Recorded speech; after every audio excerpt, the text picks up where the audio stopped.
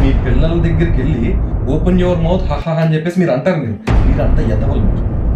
Bro ఆ father ఆ daughter కి ఏ రైమ్ చెప్తూ ఉండడానికి బాగా ఇష్టపడతాడు. గుర్తుపెట్టుకోండి, మీకు పిల్లలు పుట్టిన తర్వాత that which is sexual and also father daughter section. తల్లిదండ్రుల ప్రేమ తెలుసా?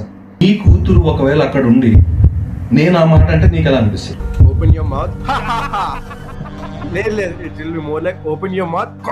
అంటే హనుమంతుడు పేరు, ఆ పేరులోనే ఒక దేవుడు ఉన్నాడు రా.